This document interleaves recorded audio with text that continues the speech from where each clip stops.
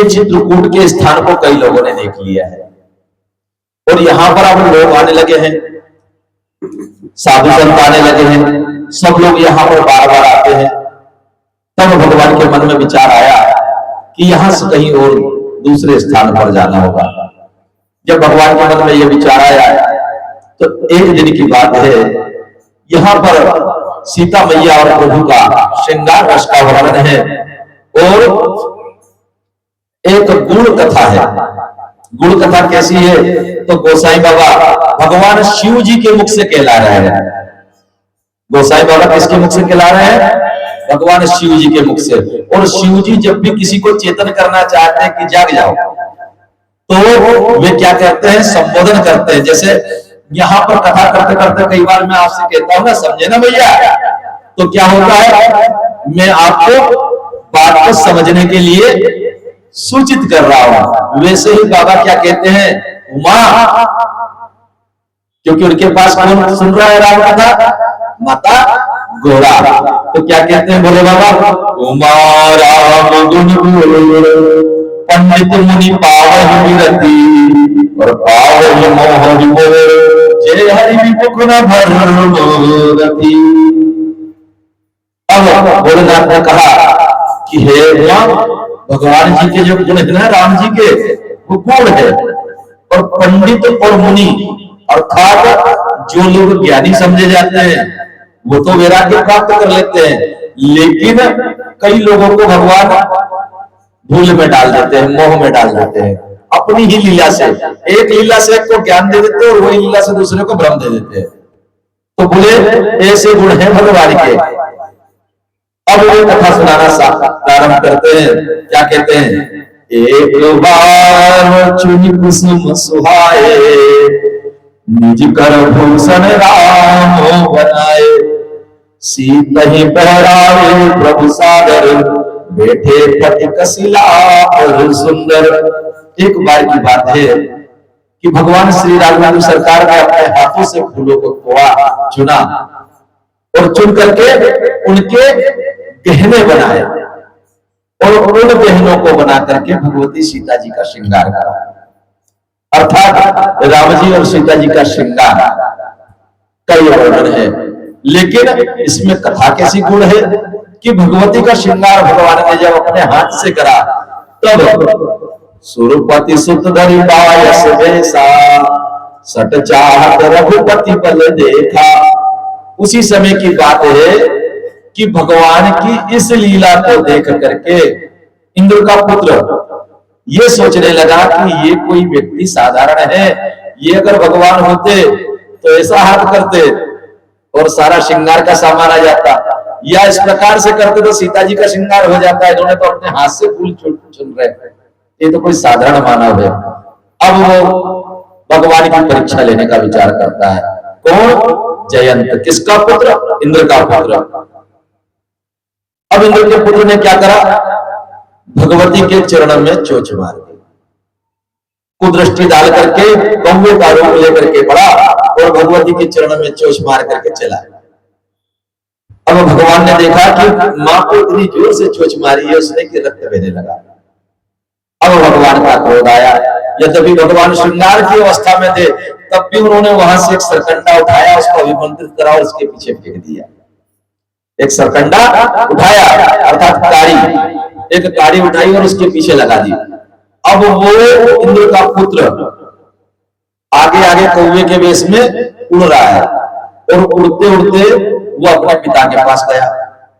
तो पिता ने कहा कि ऐसा क्या किया? तो उसने बताया कि मैंने सीता जी के चरणों में चोंच मार दी और राम जी ने मेरे पीछे बाण लगा दिया। बोले राम बाण से कोई नहीं बचाता, तू जा, मैं तेरा कुछ नहीं कर सकता, नहीं तो हमारे इंद्रपुरी भी उजाड़ देगा। ब्रह्मा जी के पास गया, ब्रह्मा जी ने भी आगे बढ़ा दिया। शिव जी के पास गया, शिव जी ने भी कहा कि राम के अपराधी को कोई क्षमा नहीं कर सकता। तब वो उड़ते हुए जा रहा था, अब सोच रहा था किसके पास जाऊं। तब नारद जी मिल गए। नारद जी को लगा कि अरे इसके ऊपर तो बड़ी कठिनाई है और इसको सही सलाह दे दूं। तब नारद जी कहते हैं कि एक कार्य कर, तू वापस भगवान के पास चला जा। जब तू उनके पास जाएगा और वही क्षमा करेंगे तभी तेरी गति सुधरेगी। नहीं तो राम जी के अलावा कोई राम के अपराधी को क्षमा नहीं कर सकता। जब उसके मन में ये बात आई कि अब राम जी के पास जाना गया, भगवान के पास पहुंचा, तब भगवान ने कहते हैं कि एक नयन करी तजा भवानी, उसकी एक आंख, जिस आंख से उसने भगवती को कुदृष्टि से देखा था, उस आंख को फोड़ करके भगवान ने उसको जीवन दान दे दिया। तो गोसाई बाबा कहते हैं कि अति कृपा रघुनायक सदा कीन परने है, आसन आई कीन चला मूरख अब भूंगे है। और भगवान के साथ में जब उसने चल करा, भगवान तो अति कृपाल है, लेकिन छल करने का परिणाम जब भगवान ने दिया, तब गोसाई बाबा ने बताया कि इतना बड़ा अपराध करा था उसने कि माता की तरफ कुदृष्टि से भी रोका था, लेकिन उसकी केवल आंख भर भंग करके भगवान ने त्याग दिया। अब ये कथा क्या है? कथा यही है कि इंद्र कौन है? राजा, राजा है ना। और आज के समय में भी हम देखें तो ये चीज देखने को आती है कि जिनके पिता बड़े बड़े पद पर बैठे हैं वो लोगों को कचरा समझते हैं। जिनके पिता बड़े बड़े पद पर बैठे हैं वो लोगों को कचरा समझते हैं, गाड़ी चला के निकल जाते हैं उनके ऊपर से। किसी के बहन बेटियों के सम्मान को कुछ समझते नहीं है। ये वही लोग हैं जो इस प्रकार की हरकत करते हैं। तो रामचंद्र जी ने इनके लिए उपाय करके रखा हुआ है, जब समय आएगा तो इनको दंड भी राम जी अवश्य देंगे। ये कथा पूर्ण रूप से ऐसी है कि गोसाई बाबा कहते हैं कि जिसके ऊपर राम जी विपरीत हो जाए, अर्थात राम कौन है? हमारे प्राण, और प्राण जिसके खिलाफ हो जाए वो जिएगा क्या? जिसके शरीर में से राम जी बाहर निकलने के करो वो जी पाएगा क्या? तो कहते हैं कि उसको बैठने का भी कोई ने नहीं कहा। आहु बैठन कहा राम न सकई राम कर कोई। और आगे कहते हैं मातु समन समाना सुरा होई विष सुनु हरि जाना। उस व्यक्ति के जिसके राम जी विरोध में खड़े हो जाए और राम जी जिसको अपना शत्रु मान ले, उसके लिए तो माता भी विष के समान हो जाती है और पिता यमराज के समान हो जाता है। तो फिर ऐसे व्यक्ति का क्या होगा? तो जो राम के अपराधी हैं, इस कथा का प्रारंभ करने से जो गुण रहस्य वो यही है कि आगे माता सीता के प्रति कोई अपराध करने की इच्छा रखता है तो गोसाई बाबा यहीं पर वो बात बता देते हैं कि जो इतना सा अपराध किया था जयंत ने कि पांव में चोट मारी थी, तो भी उसको माफ नहीं करा भगवान ने। और वही सीता जी के प्रति यदि कोई बड़ा अपराध करेगा तो राम जी माफ करेंगे क्या? आज मैं आपको जानकी के रूप में तो बताया, लेकिन सीता मैया का मैंने वर्णन नहीं करा था। एक बात बताइए, इतनी कथा आपने सुन ली, मैंने सारी चीजें बताई है, उत्तर आप लोगों से चाहूंगा आज। आप बताइए सीता जी का जन्म कहां से हुआ था? धरती से। अब राम जी का जन्म कहां से हुआ था? यज्ञ में आहुति डाल करके चरु से, है ना। तो अगर हम दोनों का जन्म देखें तो भगवान राम का जन्म हो रहा है यज्ञ से, ठीक, और सीता जी का जन्म हो रहा है धरती से। सीता जी कौन है? तो सीता जी मर्यादा है, सीता जी संस्कृति है। तो इस संस्कृति का जन्म, जहां पर हम निवास करते हैं, यहाँ की संस्कृति का जन्म किससे हुआ? धरती से, है ना। जिस संस्कृति को हम मानते हैं, सनातन संस्कृति को मानते हैं, जिन व्रत को, जिन नियमों को, जिन त्योहारों को, जिन व्यवस्थाओं को मानते हैं, ये संस्कृति का निर्माण कहां से हुआ? धरती से, है ना। तो वो कौन है? ये संस्कृति जो हम मनाते हैं यही सीता है। संस्कृति का सीताहरण, आज आप लोगों की संस्कृति का सीताहरण हो रहा है ना, आप लोगों की आंखों के सामने हो रहा है। आपकी संस्कृतियां धीरे धीरे छीनी जा रही है। कैसे छीनी जा रही है? तो ऐसे छीनी जा रही है कि आज आप लोग को अपने सर में कुकुट और सिंदूर लगा करके बैठे हैं, मांग बना करके बैठे, लेकिन कई ऐसी हैं जो हाथ में मंगलसूत्र पहन के घूम रही है। बोलो सीताराम, है कि नहीं है? तो आपके संस्कृति को संभाल कर रखे, आपके अंदर तो सीता की छवि है, लेकिन वो हाथ में मंगलसूत्र डाल के। और इस संस्कृति का नाश करने में देश के वो लोग जिनको भगवान ने ज्ञान दिया है, जिनको भगवान ने पद दिया है, जिनको भगवान ने व्यवस्थाएं दी है, जिनको कि हम मीडिया और पत्रकार कहते हैं, वो लोग फोटो डाल करके बताते हैं कि आज फलानी जगह पे फलानी की बहू ऐसा हाथ में मंगलसूत्र पहनकर दिखी। यानी वो सिखा रही है आने वाली बेटियों को कि गले में डालने की जरूरत नहीं है, ये मंगलसूत्र नहीं, ये केवल एक हाथ में पहनने का ब्रेसलेट है। आप देखो आपके सामने आपकी संस्कृति रूपी सीता का हरण हो रहा है। आज आपके सामने आपकी संस्कृति रूपी सीता आंसू बहा रही है। आपके घरों से जो तुलसी का बेवा होता था गायब हो गया, प्लेट में आ गए हो, अब तुलसी कहां तो गमले में आ गई, पहले आंगन में हुआ करती थी। आपके घरों में पहले गौ माता हुआ करती थी, अब घरों में गौ माता नहीं है। आपकी संस्कृति का हरण आपकी आंखों के सामने हो रहा है। आपकी बेटियां जब स्कूलों में जाती हैं तो माताओं को लगता है कि हम बहुत अच्छी स्कूल में पढ़ाएंगे, तो उन स्कूलों ने नियम निकाल दिया कि आप टीका नहीं लगा सकते, आप पांव में पायल पहन कर नहीं आ सकते, हाथ में चूड़ी नहीं पहन सकते। क्यों? क्योंकि आपकी संस्कृति का हरण करना है। बनाए ही इसलिए गए हैं ये सब नियम कि आपकी संस्कृति समाप्त हो जाए, क्योंकि जब तक इस भारत के लोग अपनी धरती की जड़ों की संस्कृति से जुड़े हुए, तब तक इनको कोई गुलाम नहीं बना सकता, कोई नुकसान नहीं पहुंचा सकता। इसीलिए आपकी सारी संस्कृति का नाश किया जा रहा है। आपके यहाँ पे आपके बुजुर्ग चूल्हा पूजते थे, आपके बुजुर्ग कुएं की पूजा करते थे, आपके बुजुर्ग नदियों की पूजा करते थे, आपके बुजुर्ग वृक्षों की पूजा करते थे। आपके बुजुर्गों ने एक एक व्यवस्था संस्कृति के अनुसार बना करके रखी थी, आज धीरे धीरे खत्म हो गई। कुओं के अंदर तो स्थिति यह है कि इसी खंडवा जिले में गनागौर के समय में सफाई करते हुए पटेल समाज जो है उसके 8 लोग, अरे जो कुआं जीवनदायी होता था, जिसमें कि जल हुआ करता था, जल अमृत हुआ करता था, उस अमृत के कुंड को साफ करने में लोगों की मृत्यु हो गई, 8 लोग मारे गए। तो ये आपकी संस्कृति खत्म नहीं हो गई? संस्कृति खत्म ही तो हो रही है। ये सीता का हरण नहीं तो क्या है? ये संस्कृति रूपी सीता का हरण है। हो रहा संस्कृति का सीता हरण, राम के हनुमान तुम क्यों मोर हो। और आज देखो तो सारे युवाओं को व्यसन में इस तरह से ढकेल दिया गया है।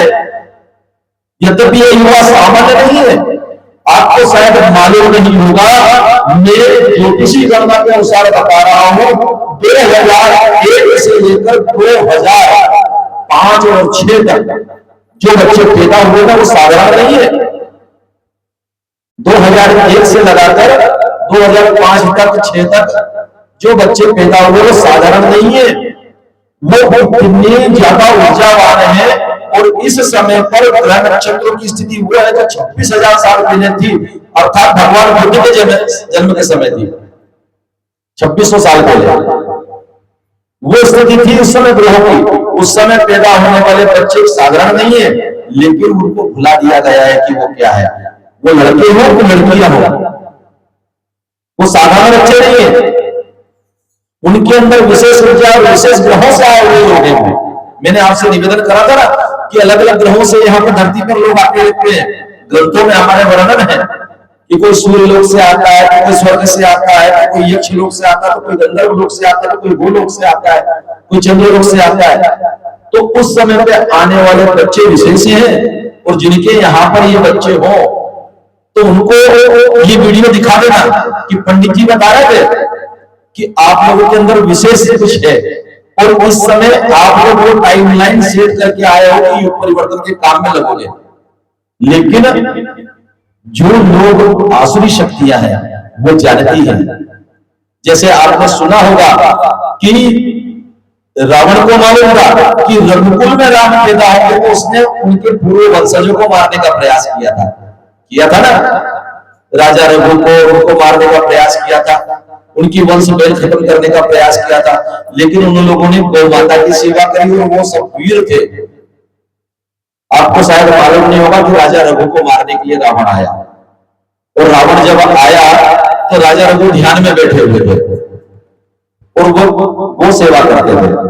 तो क्या हुआ कि रावण ने शेर का रूप बनाया कि मैं इनके ऊपर शेर बन करके हमला कर दूंगा, और राजा रघु ध्यान में थे। अब जो गौ माता की वो सेवा करा करते थे तो राजा रघु के आजू बाजू में घूमा करती थी चरते हुए। तो जब शेर बन करके रावण जब पास में आया तो गौ माता सामने आ गई, सींग लेके खड़ी हो गई। तो रावण ने सोचा कि पहले इन्हीं को मार देता हूँ, गौ माता को मार देता हूँ। और रावण ने जैसे गौ माता के लिए मारने का विचार करा तो राजा रघु के ध्यान में कुछ वैसी स्थिति आई, तो उनके पास में कुछ सरकंडे पड़े हुए थे, तो उन्होंने इस प्रकार से छोड़े कि गौ माता के चारों तरफ बाण लग गई और उसको भी एक बाण लग गया। और जब बाण लगा तो उसने कहा, वो ध्यान में बैठे बैठे ऐसे आंख बंद करके मार रहा है, इससे तो आराम से निपट लेंगे, इनसे नहीं निपटते। तो ये स्थिति थी। तो वैसे ही आपके बच्चों के लिए भी वो व्यवस्था की गई होगी कि जो उस समय में जन्मे हैं, क्योंकि आपको लगता है कि आपको नहीं मालूम, लेकिन आसुरी शक्तियों को यह मालूम है कि ऐसी ऐसी ऊर्जाएं धरती पर आई है। तो उसके लिए उन्होंने व्यवस्था बनाई है मोबाइल, ताकि उन ऊर्जाओं को मोड़ सके, उनको नीचे गिरा सके। उसके लिए वो व्यवस्था बनाई है व्यसन, ताकि वो ऊर्जाएं अपना काम ना कर पाए। क्योंकि संसार में जो भी आया है वो आया किसी भी काम के लिए हो, लेकिन जैसी व्यवस्था और जैसा माहौल मिलेगा वो वैसा ढल जाएगा। अगर उसके ग्रह गोचर और भगवान की कृपा रही तो वो जिस काम के लिए आया उसको समय पे याद दिला दिया जा सकता है, लेकिन उसको मोड़ा मरोड़ा तो जा सकता है। तो आप इस बात का ध्यान रखें कि जिनके घर में भी ये बच्चे हों जो 2001 से 2005 के बीच जन्मे हों, तो उन बच्चों से आप ये बात कह सकते हैं कि बेटा ये जो जन्म तिथियों का समय है ये बहुत विशेष था, आप लोग कोई विशेष काम के लिए आए हैं, तो जरा विचार करो कि आप किस काम के लिए आए हैं। ये कुछ बात ऐसी गुण थी, मैंने बता दी।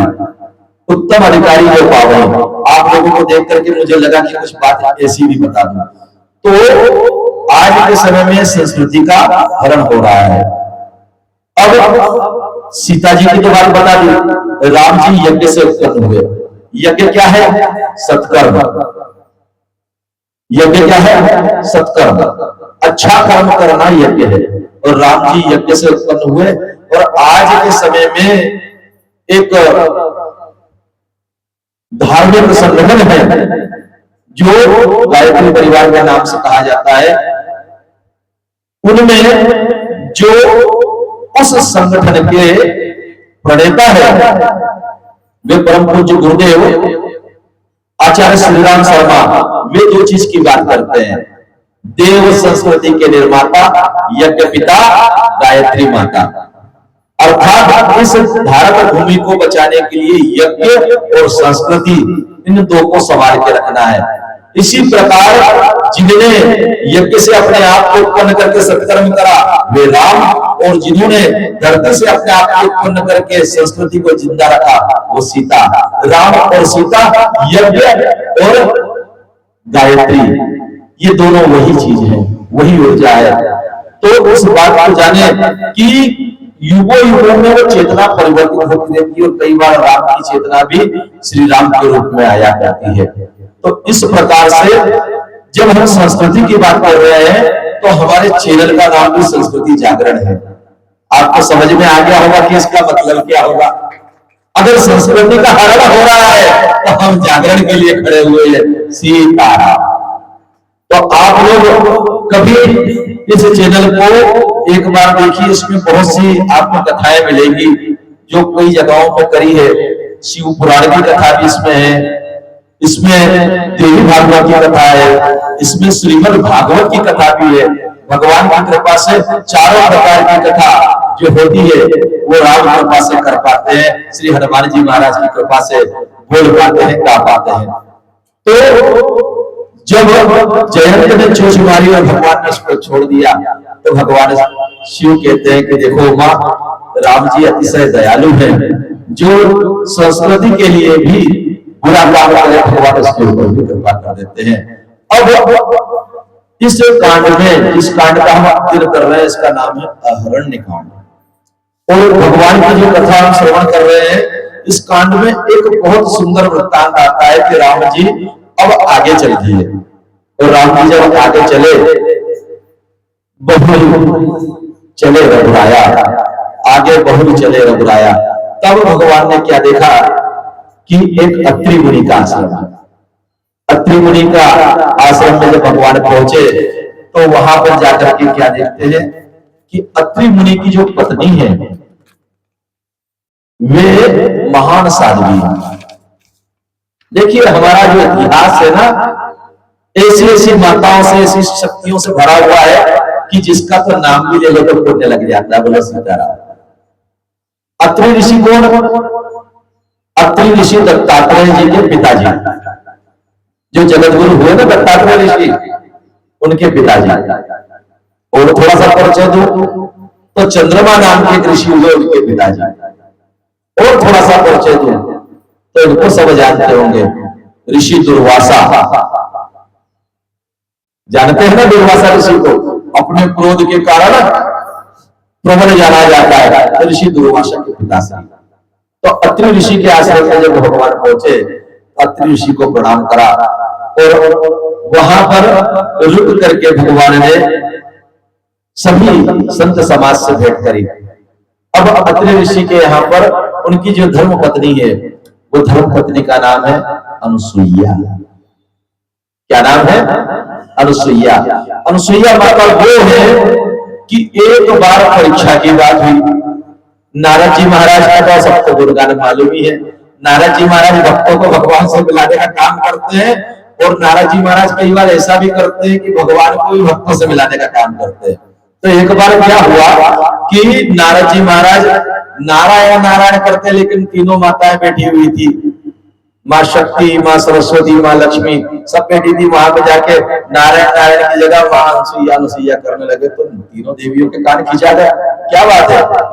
अरे बोले माता, पृथ्वी लोक से आ रहा हूं, पृथ्वी लोक में माता अनुसुईया है, उनका यश चारों तरफ फैल रहा है। अब तो उनकी जय जयकार हो रही। तो भगवती ने कहा ऐसा यश कि आप हमारा नाम भूल करके भगवती का नाम ले लगे, अनुसुईया अनुसुईया कर रहे हो? बोले हाँ माता।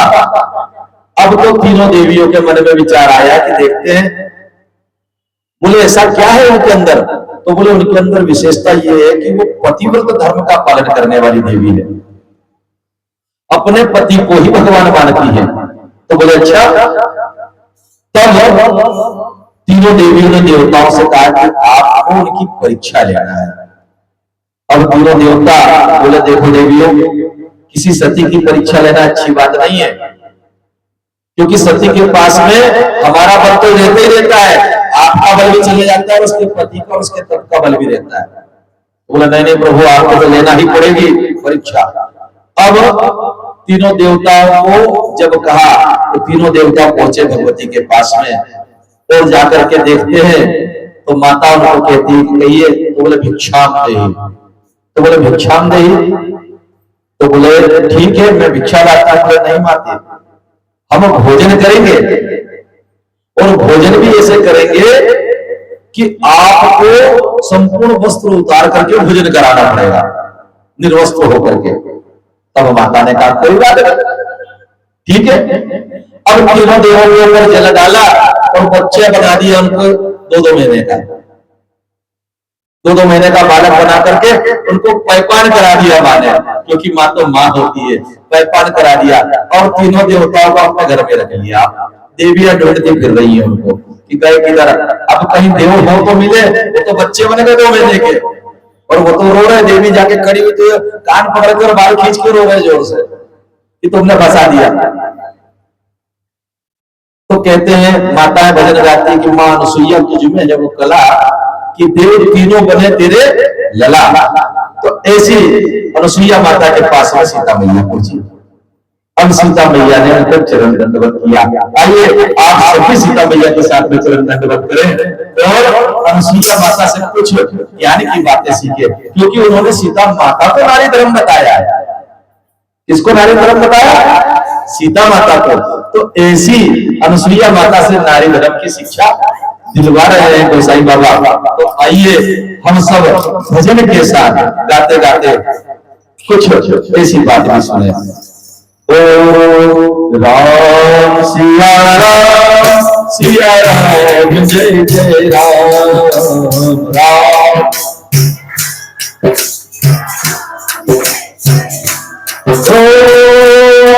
सुइया के पद गई सीता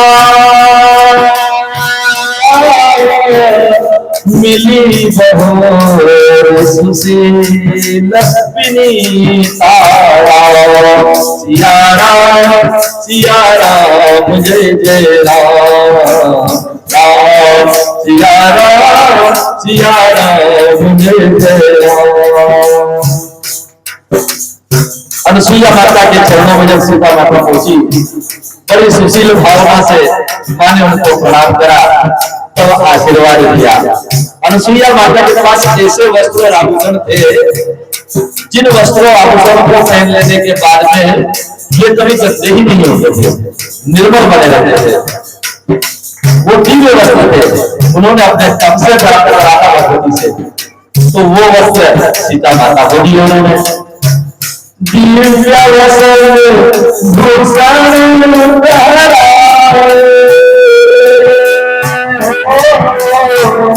जय नूतन अवध सुहाए राम। सिया राम जय जय राम राम।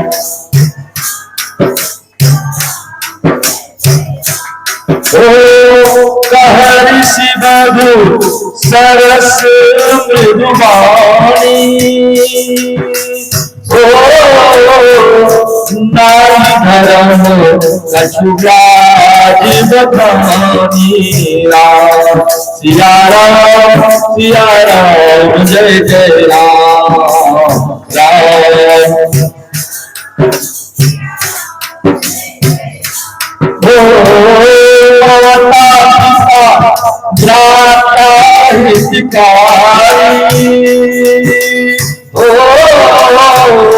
नित पद सब सुन राज कुमारी। राम सिया राम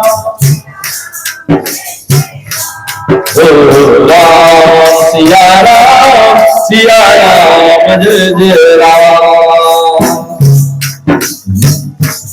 कहने लगे कि माता पिता भाई ये सारे लोग हितकारी हैं और हमारे प्रीत हैं, लेकिन राजकुमारी तुम सुनो, मैं तुम्हें कुछ बताती हूँ। भरता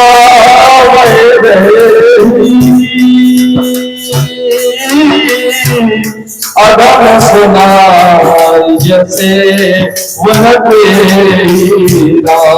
सिया राम जय जय राम राम। सिया राम जय जय राम। कहने लगे कि माता पिता भाई ये सब हमारे हितकारी हैं, लेकिन इन सबसे ज्यादा हितकारी हमारा पति है, और वो स्त्री अधम मानी जाती है जो अपने पति की सेवा न करे। अब सेवा को आप अगर चाकरी गुलामी समझे, ये आपको यानी आपके अंदर से सीता जी का हरण हो चुका है।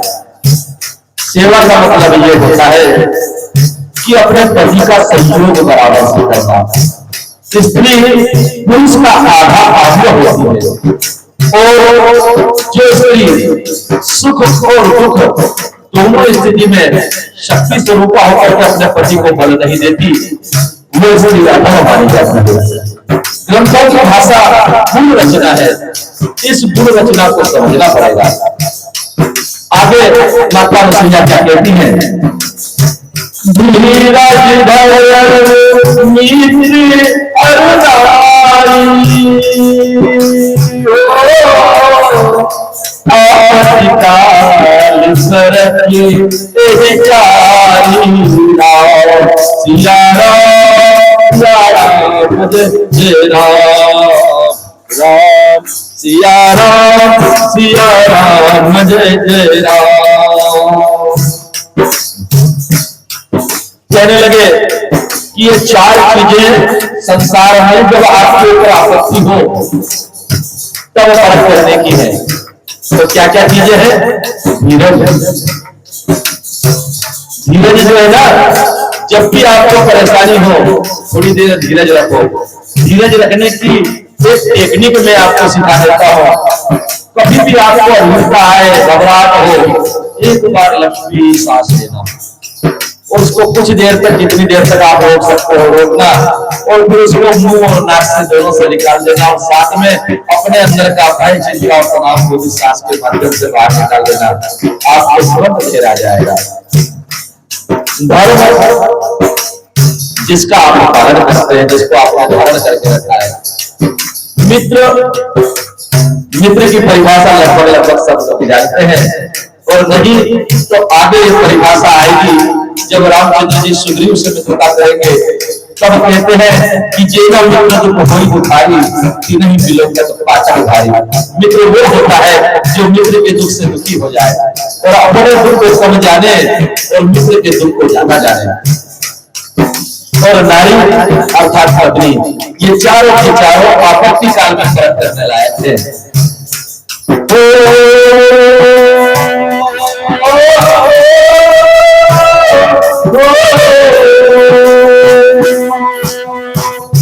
प्रतिरोध बस जड़ भरहीना,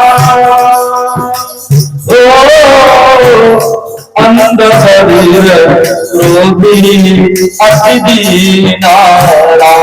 सिया राम जय जय राम। ऐसे पति कर अपमाना, नारी पाओ जमपुर दुसराना। सिया राम जय जय राम। सिया राम जय जय राम। माता रसिया कहती है कि बुरा, रोगी, मूर्ख, धनहीन, बहरा, अंधा और क्रोधी अगर इतना भी दिन किसी का पति हो और कोई स्त्री अगर उसका अपमान करती है तो भी वो यमपुर की यात्रा होती है। अर्थात पति का सम्मान करें। किस प्रकार से? जैसे ग्रंथों में बताए हुए लोग सीता माता या कौशल्या माता या सुनैना माता अपने पति का सम्मान करती हैं, ठीक उसी प्रकार से सम्मान किया जाए। यदि पति धनहीन है तो भी सम्मान किया जाए, पति बीमार है, रोगी है, दुखी है तो भी सम्मान के योग्य है। क्यों? क्योंकि भगवान ने आपके साथ उसको बांधा है। हो सकता है कि पिछले जन्म की डोर आपके साथ की हो।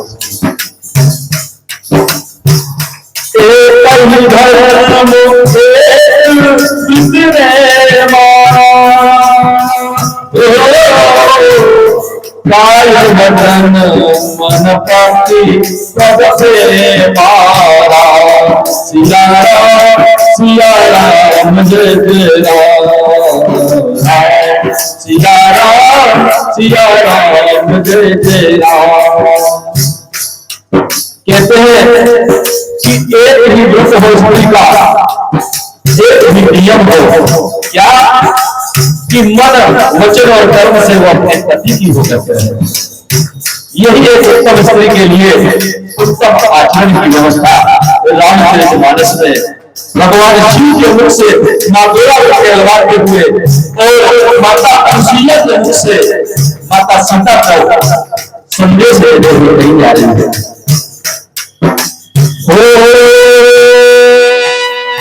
अब प्रतिवत्ता स्त्रियों के बारे में बताने लगे कि प्रतिवत्ता स्त्रियां कैसी होती संसार में। जब प्रतिवत्ता सारी विधियां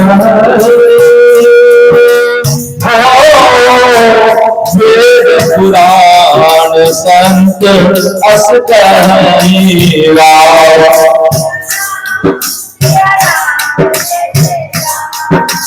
राम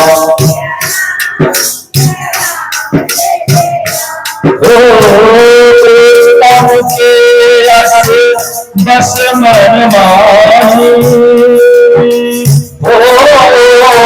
सपन आन पुरुष जग नाही राम सिया राम जय जय राम राम सिया राम जय जय राम। चार प्रकार की पतिव्रता स्त्रियां बताई गई है संसार में। तो कहते हैं कि पहले प्रकार की जो पतिव्रता स्त्री है उसका क्या लक्षण है, तो बताते हुए कहती है अनुसुईया माता कि उसकी दृष्टि में उसके पति के अलावा कोई पुरुष नहीं है। अर्थात जैसे इस संसार में भगवान ही एकमात्र पुरुष है और बाकी सारी आत्माएं स्त्री है, वैसे ही उत्तम स्त्री के लिए उसके पति के अलावा कोई पुरुष है ही नहीं। बाकी कौन कैसे है तो वो दूसरी स्थिति में बताते हैं। तो मध्यम पति देखेंगे माता पिता पुत्र निज जैसे राम सिया राम जय जय राम राम।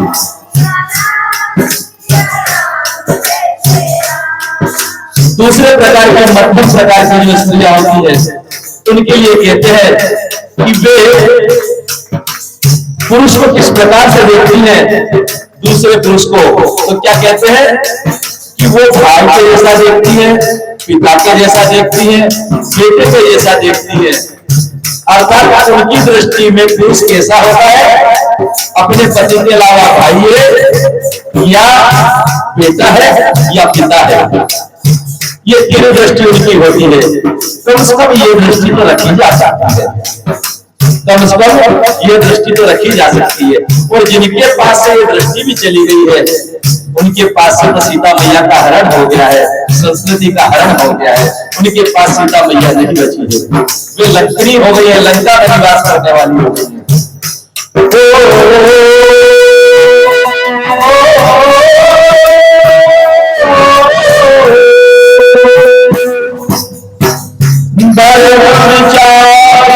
समझ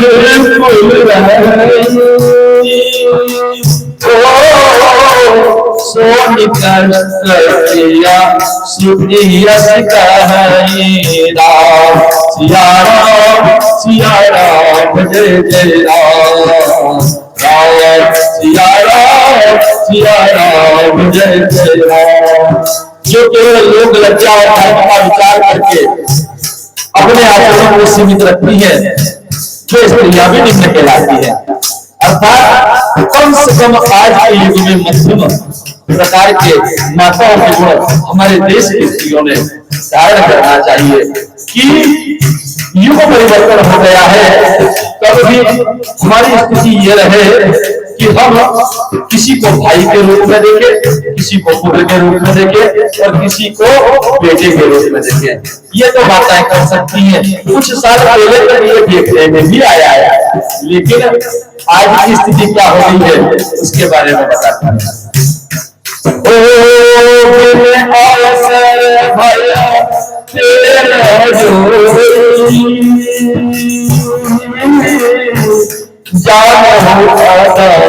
नारी जग सोई राम सिया राम जय जय राम राम सिया राम जय जय राम।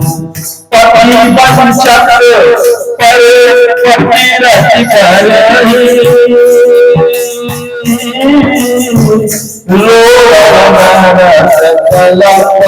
सत परही राम सिया राम जय जय राम राम सिया राम जय जय राम। कहा कि जो स्त्रियां बिन अवसर और भय के कारण, अवसर प्राप्त न होने के कारण, भय के कारण अपने आप की लज्जा को बचा के रखती है, या अवसर मिल जाने पर पुरुष के साथ रति करती हैं, वे स्त्रियां रोनो नरक में जाती हैं। और वह कहा है कि क्षण सुख लाई जन्म सत कोटि, थोड़ी देर के सुख के लिए करोड़ों जन्मों में प्राप्त होने वाला ये मानव का तन जो बर्बाद कर ले और धर्म को ना संभाल पाए, ऐसी स्त्रियों से तो परछाइयों से भी बचना चाहिए। ऐसा अनुसुईया माता ने नारी धर्म कुछ बखान करके कहे। मैंने तो ग्रंथों की भाषा कही है, इसमें मेरी तरफ से कुछ मिलावट नहीं है। जो बात ग्रंथों ने कही उसको समझाने के लिए मेरी मति के अनुसार मैंने ये बात कही। ये माता अनुसुईया के चरणों में माता सीता के जाने का प्रताप रामचरितमानस में है। अर्थात इस बात को समझने की यदि ऐसा रामचरितमानस आपकी पुत्रियां पढ़े, यदि ऐसा रामचरितमानस आपके पुत्र पढ़े, तो आपके घर में बाल गोपाल कैसे होंगे, इस चीज के लिए आपको विचार करना चाहिए। अब हम कथा में आगे प्रवेश करते हैं। भगवान दंड कारण से थोड़े आगे की ओर निकलते हैं। जब निकले तो क्या हुआ कि एक ऋषि थे सर्वंग, उन ऋषि को भगवान उनके आश्रम में पहुंचे। जब उन ऋषि को देह त्यागने का समय आया, तब उन्हें पता चला कि भगवान स्वयं आ रहे हैं। तो उन्होंने अपने शरीर को हट करके रोक लिया और उन्होंने प्रण किया कि भगवान आएंगे तब मैं उनके सामने प्राण त्यागूंगा। वे ऋषि सर्वभंग ने भगवान के आने का इंतजार किया और जब भगवान के दर्शन उनको हुए तब वे भगवान के सामने ही देह त्याग करके गए और उन्होंने मुक्ति की प्राप्ति करी। भगवान श्री रामचंद्र जी वन में विचरण कर रहे हैं। एक दिन एक ऋषि है, अगस्त ऋषि के शिष्य है, उनको जब पता चला कि राम जी आ रहे हैं तो वो लोग लगाते हैं कि राम जी की तरफ चले, राम जी से मिले। ऋषि अगस्त के शिष्य सुजाना नाम सुतीक्षण रखी भगवान। वे ऋषि अगस्त के शिष्य थे और इनकी कथा बड़ी अलग है। ये बालक में ऋषि अगस्त के आश्रम में रहा बालक में, और इन्होंने क्या किया कि गुरुजी इनसे कहकर के गए कि हमारे शालिग्राम है और शालिग्राम की तुम लोग पूजा करना, पूजा करने के लिए तुम यहाँ पे रहना। अब ये 4-5 बच्चों की टोली गुरुजी चले गए तब के लिए, उद्घाटन के लिए। अब इनको पूजा करने में वैसे ही मन में भाव आया जैसे आजकल के बच्चों को कभी पूजा करने को बोलो तो पानी में डूब के भगवान को रख देते हैं, हल्दी कुकू या फूल चला करके इतना ढाक दे कि भगवान का मुंह भी नहीं दिखे।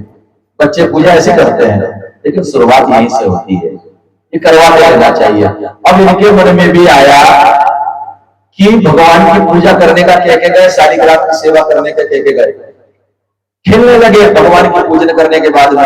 अब खेलते खेलते इनके मन में आया कि जामुन तोड़ के खाएंगे। जामुन तोड़ के खाने के लिए इन्हें क्या करा कि इधर उधर के पत्थर तो उठाए, शालिग्राम दिखे कि अच्छा पत्थर है, उठाया और जामुन तोड़ने में लगा दिए। अब जामुन तोड़ने में जब लगाए तो कुछ देर तक तो भगवान देखते रहे कि भैया ठीक है, फेंको ऊपर फेंके नीचे आए भगवान ने। फिर भगवान ने कहा नहीं भाई इनके हाथ में नहीं आना है। ऐसे भक्त है कि ये अपने को उछाल रहे, तो भगवान ने क्या करा, बाजू में कुआं था उसमें जाके डुबकी लगा दी। उन्होंने कहा इनके हाथ में नहीं आना, ऐसे भक्तों के हाथ में पड़ो तो काम ही खराब हो जाएगा। पहले तो भोग लगता था, नैवेद्य लगती थी, हल्दी कुमकुम चंदन चावल टीका सब लगता था और साथ में आरती पूजा हो रही थी, नैवेद्य लग रहा था। अब तो ये पत्थर उठा के जामुन तोड़ रहे हैं।